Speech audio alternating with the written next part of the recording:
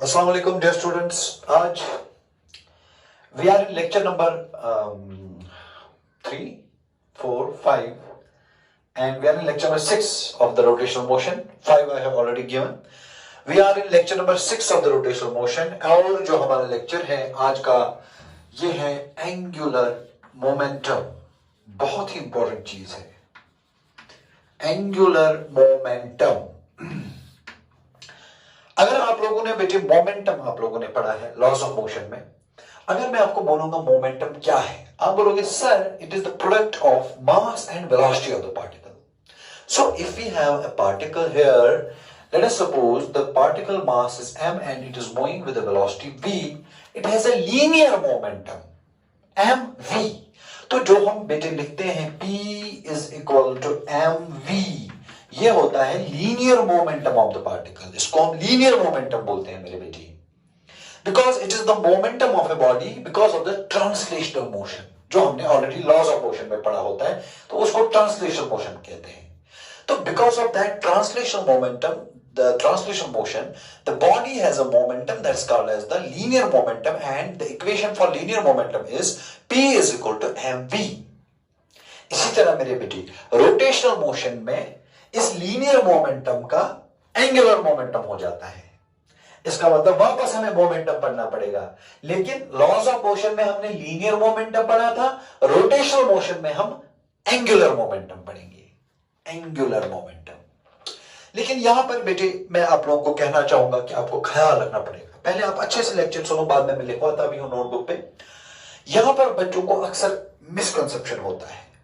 Misconception ये होता है, उनको लगता है अगर मैं बोलूं कि बेटे ये एक पार्टिकल है, इसका मास m है और ये पार्टिकल सीधे चल रहा है विद अ वेलोसिटी v, इसके पास कौन सा मोमेंटम होगा? वो बोलते हैं कि सर इस पार्टिकल के पास लीनियर मोमेंटम होगा. 100% स्टूडेंट्स इसको यही आंसर बोलेंगे. A particle moving in a straight line possesses only linear momentum. मगर अगर मैं आप लोगों से अगर मैं आप लोगों को ये बात बोलूं कि इसी पार्टिकल का हम एंगुलर मोमेंटम भी डिफाइन कर सकते हैं, तो शायद आप लोगों का दिमाग खराब हो सकता है. आप बोलोगे सर ये पार्टिकल तो रोटेट ही नहीं कर रहा है, आप क्यों इसका एंगुलर मोमेंटम डिफाइन कर रहे हो? ऐसा क्या हो गया कि पार्टिकल अगर ट्रांसलेटरी मोशन में है, इसके पास तो लीनियर मोमेंटम होना चाहिए mv, वो तो ठीक है, लेकिन आप बोल रहे हो कि आप इसी पार्टिकल का एंगुलर मोमेंटम निकाल के दोगे. ये शायद आपको हजम नहीं होगा, क्योंकि आपके हिसाब से पार्टिकल रोटेट नहीं कर रहा है बेटे. इट्स अ मिसकंसेप्शन, आपको बहुत बड़ा मिसकंसेप्शन है. मेरे हिसाब से ये पार्टिकल रोटेट कर रहा है, आपके हिसाब से नहीं कर रहा है, मेरे हिसाब से कर रहा है. आप बोलोगे कैसे? मैं बोलूंगा मेरे बेटे लेट अस सपोज मैं यहां पर हूं, ये देखो, मैं अगर ये पार्टिकल को देखूं, ये स्ट्रेट मेरे सर के ऊपर है, तो it is the position vector, इसको रखेंगे r. Very good. अब देख, अब ये पार्टिकल यहां तो रहेगा नहीं. After some time the particle will come here. अब मेरे हिसाब से इसका पोजीशन वेक्टर तो ये हो गया, मतलब इसका पोजीशन वेक्टर ने एंगल स्वीप किया. पहले पोजीशन वेक्टर ऐसे था, ध्यान से देखो, मैं कुछ दिखाना चाहूंगा. ये चक्कू देख, चक्कू, पहले पोजीशन वेक्टर ऐसे था. वेरी गुड, पहले पोजीशन वेक्टर ऐसे था. अब जब पार्टिकल आगे गया तो पोजीशन वेक्टर ऐसा हो गया. आपको नहीं लगता एक पोजीशन वेक्टर ने एक एंगल डिस्क्राइब किया मेरे हिसाब से? अच्छी बात है. फिर ये पार्टिकल इधर जाएगा तो पोजीशन वेक्टर ये हो गया. ये देखो, जैसे जैसे ये पार्टिकल आगे जा रहा है वैसे वैसे इसका पोजीशन वेक्टर ऐसे ऐसे हो रहा है, ऐसे हो. तो मतलब position vector is describing an angle with respect to me. तो I will say this particle is in rotational motion with respect to me. यह बहुत खतरनाक चीज है. तो मतलब ऐसा strict there is no category. आप ऐसा नहीं बोल सकते कि a particle is moving in a straight line, it is not rotating. A particle may be moving in a straight line, still it may be rotating, no problem. I am saying that, no problem. जैसे ये particle it is moving in a straight line, but with respect to me it is rotating. तो मेरे हिसाब से मेरे बेटे अगर अब इस पार्टिकल के पास लीनियर मोमेंटम है, now since the same particle is rotating with respect to me, मेरे हिसाब से तो घूम रहा है, तो I can define its angular momentum also. That is a very important thing which you have to keep in your mind. तो इसका मतलब सीधे चलते हुए पार्टिकल का भी एंगुलर मोमेंटम हो सकता है, और हम इसको डिफाइन करने की कोशिश करेंगे कि कैसे हम इसका एंगुलर मोमेंटम डिफाइन करेंगे। चलो मेरे बेटे, so that is our lecture. फिलहाल लेक्चर का स्टार्ट वही है। तो एंगुलर मोमेंटम हम दो हेडिंग्स में स्टडी करते हैं। Number 1, angular momentum of a particle. पहले एक पार्टिकल का एंगुलर मोमेंटम देखेंगे। Late us suppose this is a particle of mass m and this is a point O,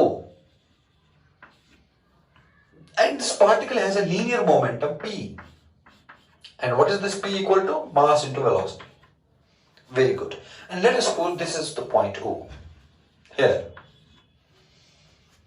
and this is the position vector of the particle, or with respect, this is the position vector of the particle or with respect to O. दो चीजें हैं। अब हमें इस particle का, मैंने आपको अभी डिमॉन्स्ट्रेट करके दिया कि इस पॉइंट के हिसाब से जब ये मास आगे जा रहा है तो इस पॉइंट के हिसाब से ये पार्टिकल जो है रोटेट कर रहा है। अब हमें इस पार्टिकल का एंगुलर मोमेंटम डिफाइन करना है, मगर with respect O, with respect O, with respect O. ये बहुत बड़ी चीज है।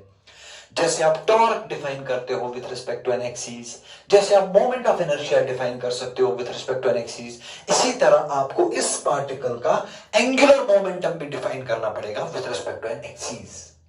तो I want to define the angular momentum of this particle with respect to axis, and that axis is O। तो कैसे डिफाइन करते हैं मेरे बेटे?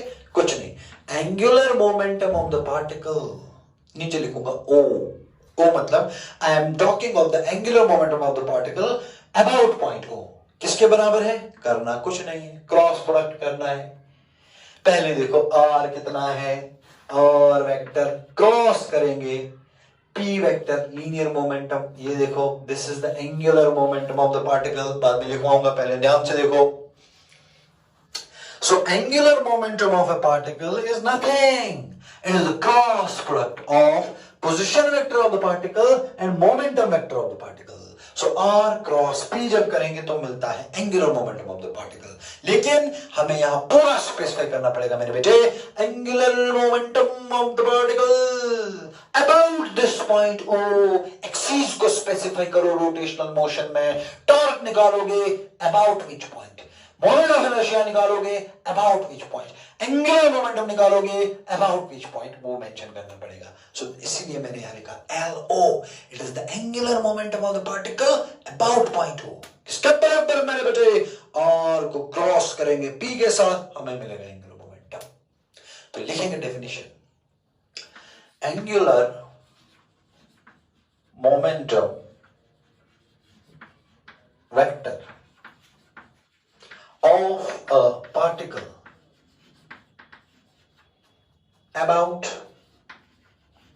a point, let us suppose O, is defined as the क्या? Cross product. क्रॉस प्रोडक्ट किसका? Cross product of position vector of the particle, position vector of the particle, obviously it is with respect to O, जो क्या है R, and इसको रब करेंगे फिलहाल, and linear momentum of the particle, उसको bracket में लिखेंगे P।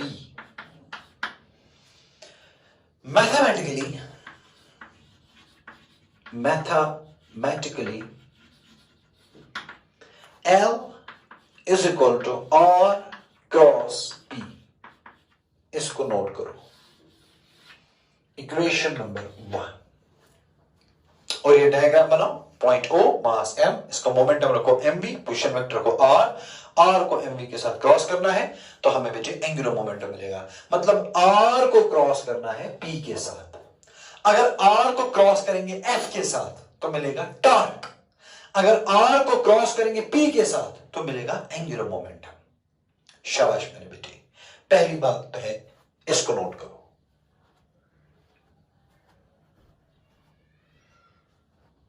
अगला पॉइंट लिखेंगे बेटे, अगला पॉइंट लिखेंगे मेरे बेटे, शाबाश। Magnitude of angular momentum L is equal to R P sine theta. ऐसा लिख सकते हैं हम, ये आपको पता है कहां से आता है, क्योंकि एंगुलर मोमेंटम किसके बराबर है, R cross P. R cross P होगा आर पी साइन थीटा, क्योंकि ए क्रॉस बी होता है ए बी साइन थीटा। यहां ए के बदले आर है, बी के बदले पी है, तो आर क्रॉस पी होगा R P sine theta. Where theta is the angle between R vector and P vector. अगला पॉइंट लिखेंगे मेरे बेटे, the direction of L, the direction of L is given by a right hand rule। और इसके बारे में हम already 1000 बार बात कर चुके हैं क्रॉस प्रोडक्ट में, क्योंकि angular momentum is R cross P, मतलब राइट हैंड रूल से आर को पी में क्रॉस करना पड़ेगा तो हमें एंगुलर मोमेंटम का डायरेक्शन मिलेगा। ये हमें पता है अभी राइट हैंड रूल के बारे में, इसमें हमने टॉर्क में भी हमने देखा, उससे पहले क्रॉस प्रोडक्ट में भी देखा, आज हमने फिर से देखा। तो डायरेक्शन इज दिस। उसके बाद special cases, special cases. Number 1,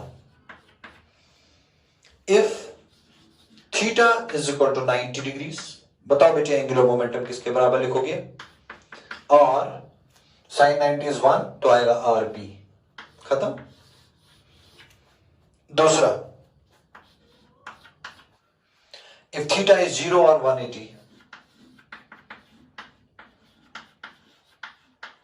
then what is angular momentum, R P. Sine 0 भी 0 होता है, साइन 180 भी 0 होता है, तो मल्टीप्लाई बाय 0 होगा, तो व्हाट इज एंगुलर मोमेंटम, 0, खत्म। This is the angular momentum of the particle about a given point. करना क्या है, आर पी साइन थीटा, कहानी खत्म हो गई, शाबाश।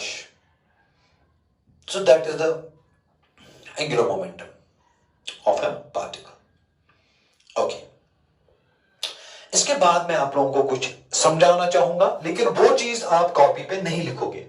इतना आपने कॉपी पे लिखा, उसके बाद मैं आप लोगों को और एक चीज मेरे बेटे बताने वाला हूं, लेकिन वो चीज जो है वो एडिशनल है, वो आप कॉपी पे नहीं लिखोगे, वो आप सिर्फ दिमाग में रखोगे, क्योंकि उस चीज से मैं बाद में कुछ करूंगा, फिर मैं आपसे पूछूंगा। फिलहाल के लिए ये कॉपी पे लिखो। इसके बाद वाली चीज मैं आपको एंगुलर मोमेंटम निकाल के दूंगा for a particle moving in circle, तो उसका एंगुलर मोमेंटम निकाल के दूंगा। लेकिन आपको सिर्फ याद रखना है, या अगर आप कॉपी पे भी लिखोगे, कॉपी के बिल्कुल साइड में एक डब्बा बनाओ, वहां एडिशनल पॉइंट लिखो। इस टॉपिक को कंटिन्यू नहीं करना फिलहाल। तो इसके बाद जो मैं पढ़ाऊंगा वो थोड़ा सा हटके है, उसको कॉपी के साइड में लिखो। एंगुलर मोमेंटम टॉपिक डिस्टर्ब नहीं होना चाहिए, क्योंकि एंगुलर मोमेंटम में कुछ और आता है, वो मैं उसके बाद पढ़ाऊंगा।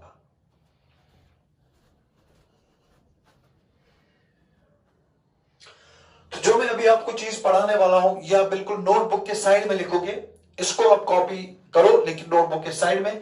एंगुलर मोमेंटम टॉपिक को डिस्टर्ब नहीं करना।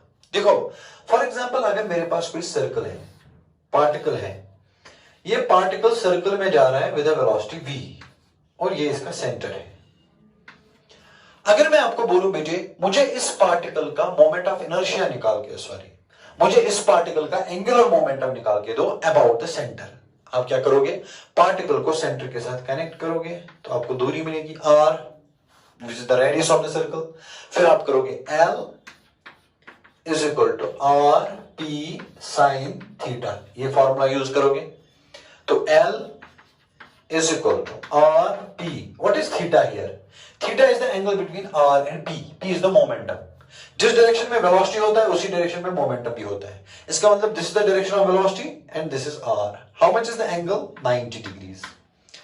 वेलोसिटी आगे की ओर है, मोमेंटम भी आगे की ओर होगा, इतना तो आपको पता है, मोमेंटम और वेलोसिटी का डायरेक्शन सेम है, तो लीनियर मोमेंटम आगे की ओर है, ये r है। What is the angle between r and linear momentum? That is theta, and how much is that theta? 90, तो sin 90 इज 1।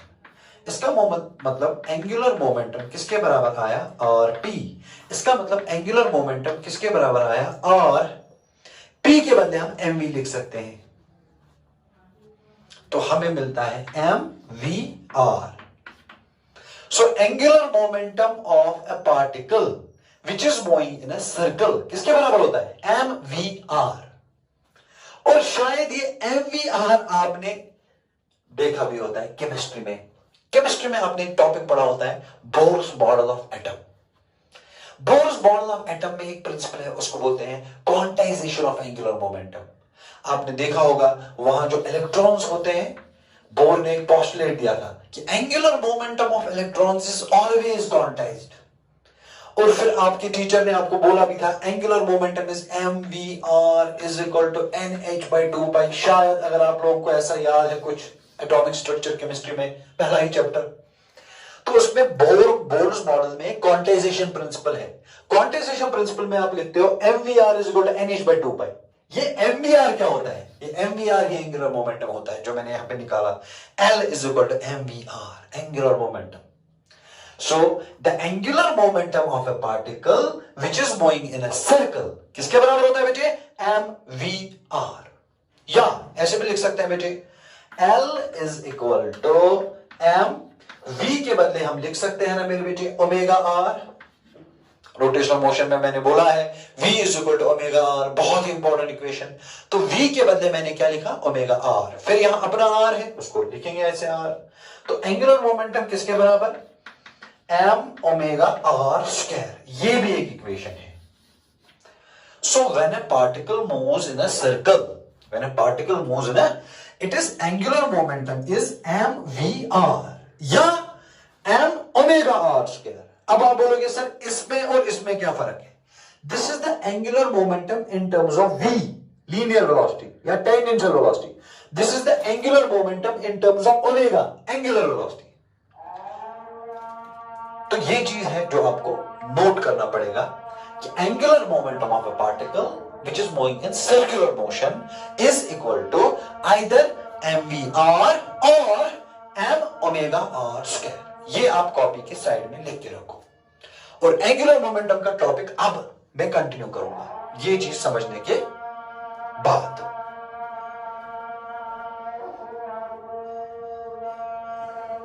अब हम मेरे बच्चे अपने एंगुलर मोमेंटम को कंटिन्यू करेंगे। पहले हमने देखा angular momentum of a single particle, ठीक है। अब हम देखेंगे angular momentum of a rotating rigid body. अब बोलोगे सर क्या? देखो पहले हमने देखा अगर एक पार्टिकल है जिसका मास m है और ये वेलोसिटी v से चल रहा है, इसका एंगुलर मोमेंटम कितना होगा? About a point o। तो वो एक पार्टिकल था, उसका हमने कैसे करते हैं? r क्रॉस p या r cross nb, because p is equal to mb। ये क्लियर हो गया, ये सेक्शन 1 था। अब सेक्शन 2 है angular momentum of a rotating rigid body. आप बोलोगे सर क्या? देख इधर, now we have a full fledged rigid body, अच्छा खासा रिजिड बॉडी है, जैसे कि ये it is a rigid body. अब ये घूम रहा है, रोटेटिंग रिजिड बॉडी, इसका एंगुलर मोमेंटम कैसे निकालेंगे?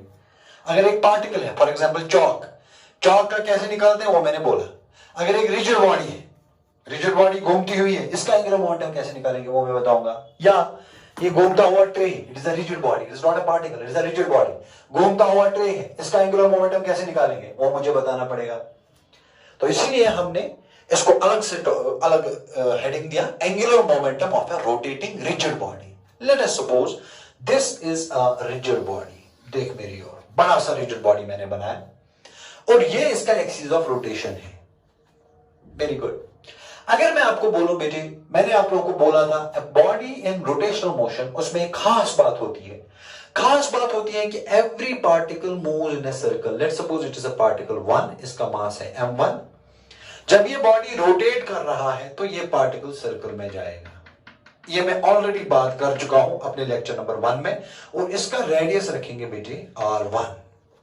इसी तरह बेटे यहां पर कोई पार्टिकल होगा, इसका मास होगा m2, ये भी सर्कल में जाएगा, इसके सर्कल का जो रेडियस है उसका नाम रखेंगे r2। इसी तरह मेरे बेटे nth पार्टिकल, कोई nth मतलब कोई भी जनरल पार्टिकल, ये इसका मास रखेंगे mn और इसके सर्कल का रेडियस रखेंगे rn। ये हमें लेक्चर नंबर 1 से पता है कि when a body, rigid body rotates, it rotates with an angular velocity and every particle of the rigid body moves in a circle। इसमें यार कितना बेवकूफ जैसे मुंह बनाने वाली कोई बात नहीं है, ये है जब भी कोई रिजिड बॉडी रोटेट करता है every point moves in a circle. जैसे ये देख, इधर मैं इसका एक पॉइंट मार्क करना चाहता हूं, लेट अस सपोज ये पॉइंट है, ये देखो इधर, अगर आपको यहां दिख रहा है, यहां मैंने एक पॉइंट बनाया, ये देखो, तो it is a rigid body. अब इसको मैं घुमाऊंगा, देख जब वो पॉइंट की ओर देखना वो सर्कल में जाएगा, देख ऐसे ऐसे ऐसे ऐसे ऐसे, देख वो सर्कल में जा रहा है, आराम से वो सर्कल में जा रहा है, सर्कल में जा रहा है। इसकी ओर देखो आप, इस लाइन की ओर जब आप रोटेट करोगे तो ये भी सर्कल में जाए, देखो ये देखो पूरा सर्कल में चीजें जा रही है। तो वही मैं बोल रहा हूं, it is a rigid body, you are rotating it, let us suppose with an angular velocity of omega, every particle of the rigid body moves in a circle। Very good। लिखो, consider a rigid body rotating about an axis with an angular velocity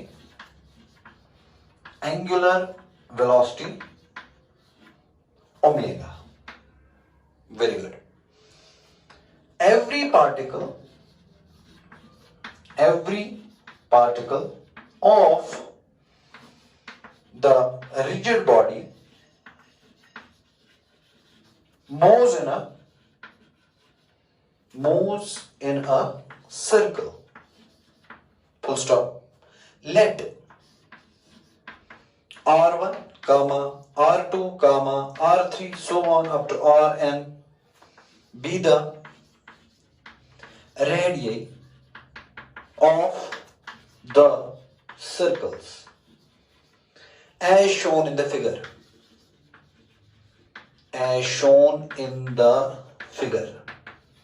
ये क्या किया मैंने, जो मैंने बनाया वो मैंने लिखा, इसके बाद में मैथमेटिक्स करूंगा। शाबाश। अभी तक जो मैंने बनाया वो मैंने लिखा। मैं क्या करने की कोशिश कर रहा हूं, मैं ये पूरी बॉडी का ही एंगुलर मोमेंटम निकालने की कोशिश कर रहा हूं। अगर मैं आपको बोलूंगा इस पार्टिकल का एंगुलर मोमेंटम बोलो, आप बोल सकते हो, इसका बोलो आप बोल सकते हो, इसका बोलो, अलग अलग पार्टिकल्स का बोल सकते हो, कैसे वो भी मैं बोलूंगा। लेकिन मैं अलग अलग पार्टिकल्स के अलग अलग एंगुलर मोमेंटम्स में इंटरेस्टेड नहीं हूं। I want to find out the angular momentum of the whole body, पूरी की पूरी बॉडी का ही एंगुलर मोमेंटम मैं निकालना चाहता हूं। तो ये सब आपने लिखा। Now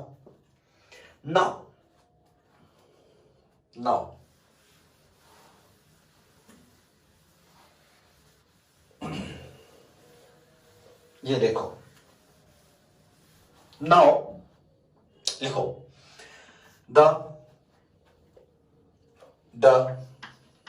angular momentum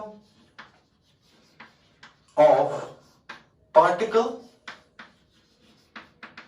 of mass m1 is given by, बताओ मेरे बेटे इस पार्टिकल का एंगुलर मोमेंटम कितना। ये पार्टिकल तो सर्कुलर मोशन में है। अभी मैंने आप लोगों को बोला कि जब पार्टिकल सर्कुलर मोशन में होता है एंगुलर मोमेंटम कितना होता है। लिखूंगा मेरे बेटे L1 is equal to m1 omega r1 square, क्योंकि angular momentum of a particle moving in a circle is m omega r square. यहां पार्टिकल का मास कितना है m1, तो मैं लिखा m1। ओके, पार्टिकल का एंगुलर वेलोसिटी कितना है ओमेगा, तो मैंने लिखा ओमेगा। पार्टिकल के सर्कल का रेडियस कितना है r1, तो मैंने लिखा r1 स्क्वायर। इसी तरह मेरे बेटे L2 किसके बराबर, m2 ओमेगा r2 स्क्वायर। इसी तरह मेरे बेटे L3 किसके बराबर, m3 ओमेगा r3 स्क्वायर। इसी तरह मेरे बेटे nth पार्टिकल का M N omega R N square. तो हर किसी पार्टिकल का मुझे एंगुलर मोमेंटम मिला। ये पार्टिकल 1 का मिला, ये पार्टिकल 2 का मिला, ये पार्टिकल 3 का मिला, ये पार्टिकल n पार्टिकल का मिला। अब अगर मुझे पूरी की पूरी बॉडी का चाहिए तो क्या करूंगा, इस सारे एंगुलर मोमेंटम्स को ऐड करूंगा। देखो मेरे बेटे आगे, the angular momentum of the rigid body about the given axis is given by the angular momentum of the rigid body about the given axis is given by, क्या लिखेंगे मेरे बेटे, L is equal to L1 plus L2 plus L3 plus so on up to Ln. Very good. So L is equal to, what is L1? M1 omega R1 square plus, what is L2? M2 omega R2 square plus, what is Ln? So on up to, what is Ln? Mn omega Rn square. Very good. So L is equal to, ध्यान से देख मैं क्या करूंगा, omega को common निकालूंगा, अंदर क्या बचेगा, m1 r1 square plus m2 r2 square plus m3 r3 square plus so on up to mn rn square. क्या कोई माइका लाल है इस बैच में जो मुझे बोल सकता है, क्या कोई माइका लाल है इस बैच में जो मुझे बोल सकता है, L is equal to omega, ये सारी की सारी चीज क्या है, m1 r1 square plus m2 r2 square plus m3 r3 square plus mn r, ये तो मोमेंट ऑफ इनर्शिया है, क्योंकि जब सारे पार्टिकल्स का मास और स्क्वायर ऑफ द डिस्टेंसेस को ऐड करते हैं, याद करो मोमेंट ऑफ इनर्शिया का definition, m1 r1 square plus m2 r2 square, it is the moment of inertia, इसको लिखेंगे I। इसका मतलब L is equal to I omega, ये है angular momentum of the rigid body. पूरी की पूरी बॉडी का एंगुलर मोमेंटम अगर देखना है तो क्या देखना होगा, moment of inertia multiply by क्या करोगे, omega, omega is the angular velocity. So L is equal to I omega is the expression for moment of, sorry, देखो, this is the mathematical expression. This is the mathematical expression for angular momentum of the rigid body about an axis. Very good, क्या है, L is equal to I omega. देख, एक particle का linear momentum किसके बराबर होता है, मास into velocity. एक बॉडी का लीनियर मोमेंटम, ट्रांसलेशनल मोशन, मास into velocity gives linear momentum. Rotational motion में मास के बदले क्या लिखते हैं, मोमेंट ऑफ इनर्शिया, वेलोसिटी के बदले क्या लिखते हैं, angular velocity. So mass into velocity is linear momentum, mass का रोटेशनल चचेरा भाई I, velocity का rotational चचेरा भाई omega. So m into v is linear momentum, I into omega is angular momentum, बराबर मैच हो गया। So ये आपको पहले ही गेस करना चाहिए था कि अगर चलती हुई बॉडी का मोमेंटम मास इनटू वेलोसिटी है तो घूमती हुई बॉडी का मास तो होगा नहीं, घूमती हुई बॉडी का तो मोमेंट ऑफ इनर्शिया होता है, घूमती हुई बॉडी का तो एंगुलर वेलोसिटी होता है, तो घूमती हुई बॉडी का एंगुलर मोमेंटम होता है I ओमेगा। तो ये प्रूव हो गया कि भाई मेरे घूमती हुई रिजिड बॉडी का जो एंगुलर मोमेंटम है वो किसके बराबर होता है, L is equal to I omega. Last में लिखो vectorially L vector is equal to I omega vector, ये भी आप लिख सकते हो। हालांकि ये इक्वेशन हमेशा सही नहीं होता है मेरे बेटे, ये मैं आपको बताता चला कि vectorially this equation is not always right, ये तो हमेशा ठीक होगा लेकिन ये इक्वेशन हमेशा ठीक नहीं होता है। एंगुलर मोमेंटम और ओमेगा का डायरेक्शन हमेशा सेम नहीं होता है, कभी कभी एंगुलर मोमेंटम और ओमेगा डायरेक्शन अलग अलग भी होता है, लेकिन उतना डिटेल में हमें वो हायर क्लासेस में, अब जब किसी को फिजिक्स में जाना होगा वो देख लेगा। हमारे लेवल पे ठीक ठीक है, L vector is equal to I omega vector, it is हमारे लेवल पे हम ऐसा बोल सकते हैं, कोई बात नहीं, बुरा नहीं लगना चाहिए।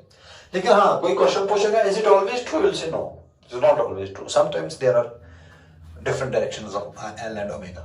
Okay, so this was all about the angular momentum of the particle and angular momentum of a rigid body about an axis of rotation. तो यहां से टेक अवे क्या है, एक पार्टिकल का देखना है तो क्या करना पड़ेगा, R को क्रॉस करना पड़ेगा P के साथ, एक पार्टिकल का।